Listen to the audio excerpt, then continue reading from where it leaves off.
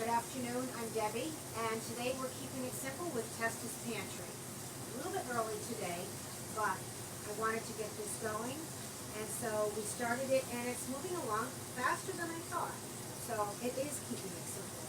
We are making chicken piccata.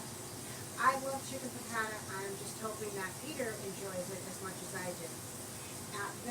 What chicken piccata is it's utilizing lemon and capers, and it gives it a nice pungent, little bit of a tang to the finished product. So what we do is we start with pounded out chicken breasts. So I had 3 split chicken breasts that were about a pound each. I butterflied them, and then I put them on parchment and pounded them out. I used my handy dandy little mallet, and then I dredged them in flour. So, oops, I want to turn that off. So I dredged them in flour. For each pound of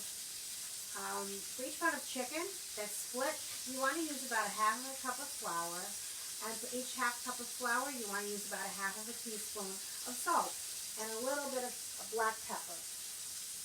So I dredge it in the flour and make sure that all the excess gets taken off. This particular one is done, so I'm taking it out, and we're going to put that right there. It's nice and golden. We're going to let this one sit for another minute. It's a little bit thicker. When you pound them out, the idea is to try to get them as uniform as possible. Sometimes that doesn't always work. So after I shake off the excess, I put it in our olive oil. So we are using Nocellara because piccata traditionally is made with a combination of extra virgin olive oil and butter. But we're not using butter. A lot of people can't use butter. So we're using our Nocellara, which has the essence of butter. It's a nice buttery, smooth flavor, and nice taste and nice texture. So what we do is we put in about 1/2 inch of the Nocellara in the pan so that we're getting a nice crispy finish to it. I'm taking this one out now. This one is done, and you can see that it's crispy.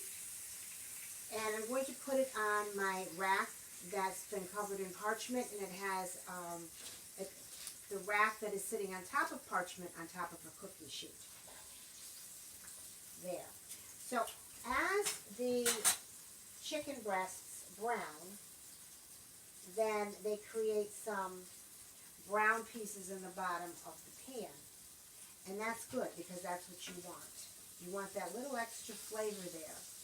So we're going to cook this one here. Each side is about 2 minutes. And when it's finished, then we're going to make a little simple sauce. The little simple sauce is with just a coating of oil on the bottom, and we squeeze lemon juice, or the lemon, and juice it as it's heating up.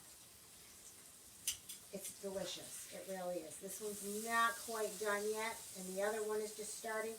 So the heat is on a medium high, and that's the consistent temperature that you'd like to leave it at. You don't want it to get too hot because then they will burn, and you want to make sure that you're not crowding the chicken breasts as they're cooking because you want them to be able to get slightly crispy on all sides. Now, after they're cooked and they're drained, we can take and plate them. So we have this beautiful chicken breast that we're putting here, and there's another one here.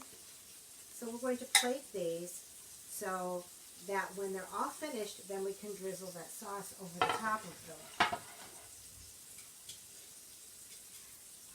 Chicken piccata has many variations, and lots of people cook it a little bit differently.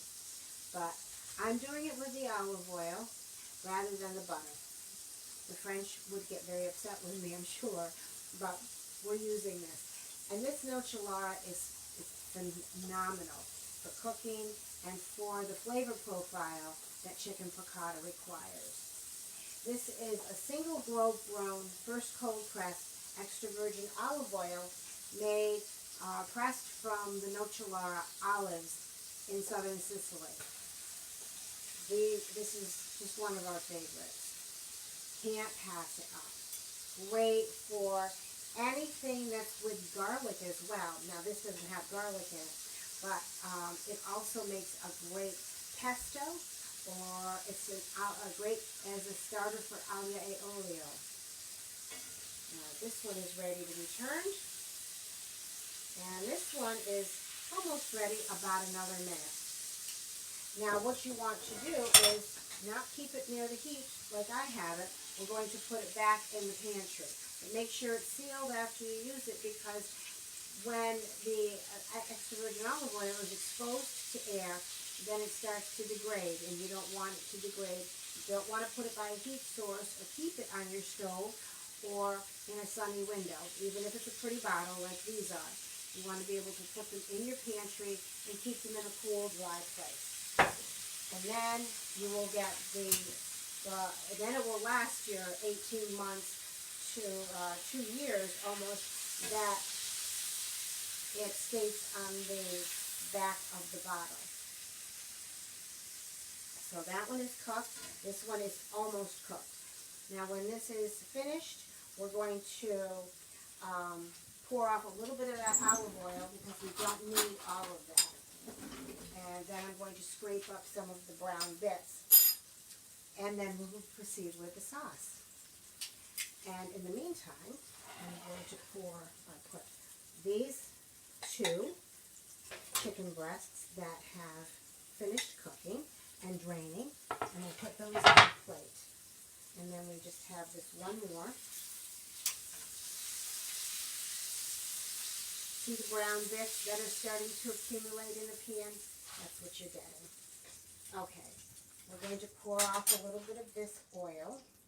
We don't want all of this, but we're going to leave the heat on medium, so I won't burn myself. Pour off some of that, and we'll leave the brown bits and the bit with the flour, and we're going to let that get a little bit more brown. And then I take my half lemon and I put that right in the pan and I squeeze it down. And while I'm doing that, I scrape up any brown bits.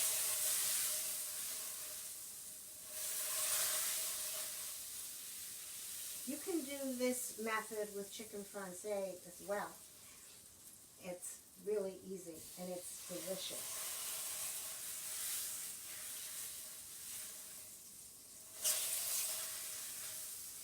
Okay, I'm going to take these out. Well, this one is done. I'm going to put that right on the plate. And I'll let this one give us a little bit more juice. And then I'm going to add in my capers. That should be enough capers. And now we have the rather thick sauce. If you want, you can add a little bit of chicken broth to it, but I'm not going to. There, we turn that off, and we're going to pour this over top of the plated chicken. Oops, and I forgot to put these on the plate. There.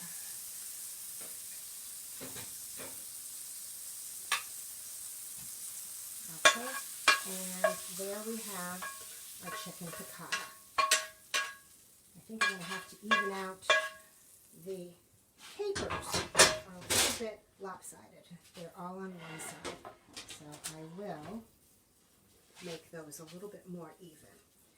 There. How's that? I think that's lovely. It makes for a yummy dish. A little bit tang to it. Serve it with green salad if you want. You can serve it with some pasta. I would stay away from the red sauce. Keep it on the white sauce side if you're going to do pasta. Or an oven roasted potato is delicious as well. Turn off my heat. We're all set. Thank you very much. And I hope you enjoy this. And I hope you get a chance to try it. Thank you.